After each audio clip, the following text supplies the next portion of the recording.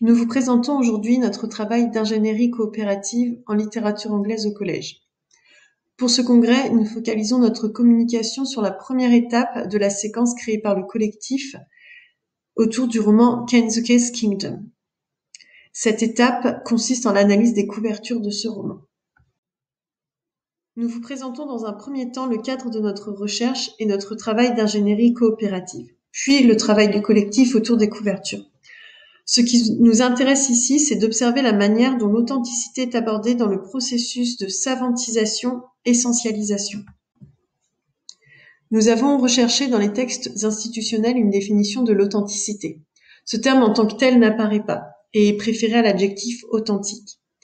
Voici la définition qui lui est rattachée, produit dans un but communicatif et non pour l'enseignement de la langue, et que nous pouvons relier à des exemples comme ceux surlignés sur la diapositive. Nous nous penchons ensuite sur la littérature scientifique hors TACD, qui nous montre que l'authenticité peut s'observer à travers 3 supports. Les documents authentiques, pour donner un langage authentique, les situations dans lesquelles ils sont utilisés ou créés, et la culture qui permet un accès au sens. Au sein de la TACD, plusieurs concepts entrent en résonance avec l'authenticité. Le connaisseur pratique, c'est-à-dire celui ou celle qui pratique un art de faire. Le jeu épistémique, c'est-à-dire la modélisation de la pratique du connaisseur. Donc ces 2 premiers concepts vont nous permettre de décrire la pratique d'un lecteur lettré de romans anglophones pour adolescents et d'en déterminer les éléments essentiels pour permettre aux élèves d'accéder au sens de l'œuvre, comme le ferait un lecteur lettré. Un lecteur lettré est celui ou celle qui parvient à accéder au sens d'une œuvre, car il ou elle a su se saisir des différents codes présents dans l'œuvre pour la comprendre. La description d'une pratique savante pour en déterminer les éléments essentiels à transmettre aux élèves fait partie de la dialectique savantisation-essentialisation. Cette dialectique s'intègre dans une double dialectique avec la potentialisation-actualisation. C'est un concept incontournable pour un travail d'ingénierie coopérative. En effet, le collectif d'une ingénierie coopérative va travailler conjointement à l'élaboration d'une séquence afin d'évaluer et d'améliorer les pratiques grâce à un processus itératif. Nous nous intéressons ici principalement à la dialectique savantisation-essentialisation. La savantisation va permettre au collectif de se poser la question de l'importance et de l'intérêt d'un savoir dont l'essentiel sera retenu. Ces concepts vont nous permettre pour cette communication d'analyser les échanges du collectif et de discuter de la manière dont l'authenticité est abordée. Notre collectif est composé de 2 enseignantes d'anglais de collège et une doctorante. L'objectif de notre collectif est de faire travailler les élèves sur la lecture d'une œuvre anglophone intégrale. Le livre sélectionné est Kensuke's Kingdom de Michael Moore-Purgo. Et nous avons sélectionné ce livre selon les critères suivants. Nous voulions un auteur anglophone, un roman pour adolescents anglophones, et nous voulions que le personnage principal soit proche des élèves en âge. La séquence se déroule en 4 étapes. Les couvertures et 4e de couverture, la situation d'énonciation, la compréhension générale et enfin le message de l'auteur. Et l'objectif final de cette séquence est de savoir donner son avis sur le livre. Nous rendons compte ici du processus de savantisation. Dans un premier temps, le collectif s'est interrogé sur l'intérêt de l'œuvre pour un adolescent afin de déterminer le sens de ce roman auquel le collectif souhaite faire accéder les élèves.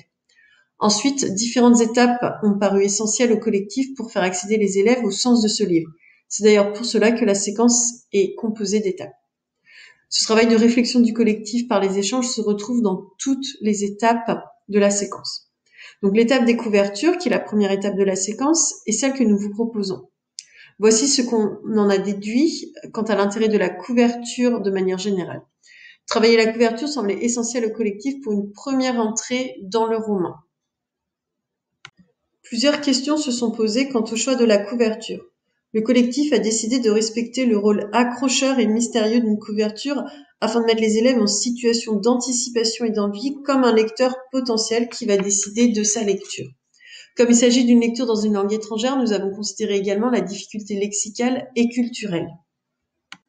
L'essentiel retenu par le collectif pour les premières de couverture est de provoquer l'émergence d'hypothèses pour susciter l'envie d'en savoir plus et d'anticiper l'histoire. Le choix du collectif se porte donc sur l'analyse de plusieurs couvertures qui apporteront chacune différents éléments de l'histoire sans pour autant trop en révéler. Avant même d'anticiper la compréhension de l'histoire, le lexique travaillé avec les premières de couverture permettra d'anticiper la compréhension de la 4e de couverture. Pour la quatrième de couverture, le collectif ne retient qu'une seule quatrième de couverture pour les raisons suivantes. La première phrase en majuscule est la première phrase du roman. Le texte est court et comprend peu de mots ou d'expressions difficiles. Et les mots ou les expressions difficiles peuvent se comprendre avec le travail fait sur les premières de couverture.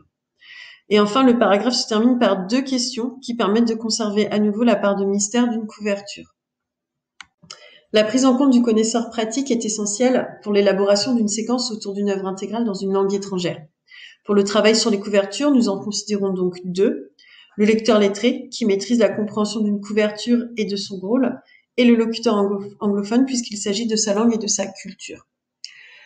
La dialectique savantisation-essentialisation est également importante dans le travail d'une ingénierie coopérative, puisqu'elle permet au collectif de confronter ses savoirs et d'enrichir les pratiques de chaque membre du collectif. Cela nous permet aussi de faire ressortir l'essentiel qui va nous permettre justement l'accès au sens de l'œuvre plus facilement. Et enfin, cela permettra aux élèves de se rapprocher du niveau de compréhension d'un connaisseur pratique. Nous constatons qu'au-delà de l'usage des documents authentiques dans l'enseignement des langues vivantes, cette authenticité varie et réside aussi dans la mise en place de pratiques littéraires proches de celles des connaisseurs. Nos itérations à venir vont permettre d'analyser la parenté épistémique entretenue dans les situations de classe afin de nous permettre d'éclairer davantage la question de l'authenticité et de mesurer l'impact du travail d'ingénierie par rapport à cette manière de travailler. Merci pour votre attention.